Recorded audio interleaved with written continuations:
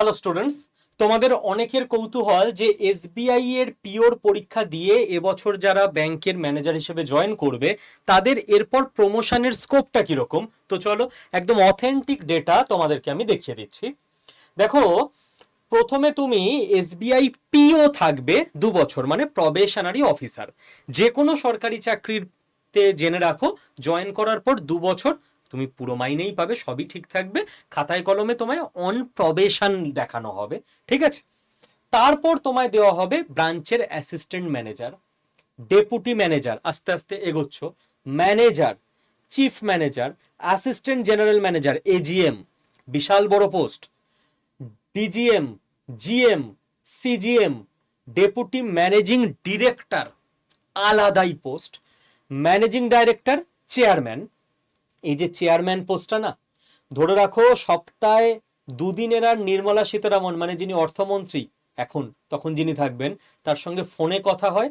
মাসে একবার ধরে রাখো প্রাইম মিনিস্টারের সঙ্গে ফোনে বা সামনাসামনি কথা হয়। এই রকম ক্ষমতা সম্পন্ন পোস্ট এসবিআই এর চেয়ারম্যান।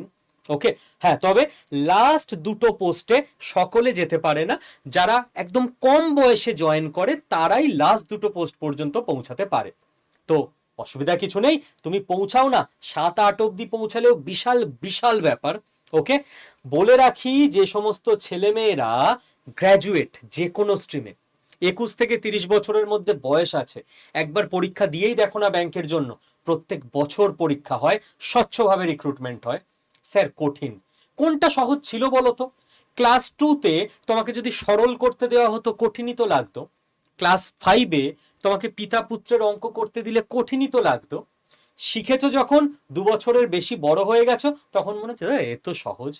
তো ব্যাংকিংও যদি তুমি 5-6 মাস আমাদের কাছে মন দিয়ে পড়াশোনা করো, কথা দিচ্ছি সহজ লাগবে। তার জন্য দুটো জিনিস করো, এই চ্যানেলটাকে সাবস্ক্রাইব করে নাও, আর এই নাম্বারটায় হোয়াটসঅ্যাপে একটা হাই লিখে পাঠালে তোমার কাছে অটোমেটিক দুটো গ্রুপের লিঙ্ক চলে যাবে, ব্যাংকের আর রেলের।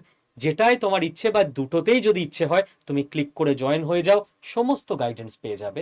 All the best.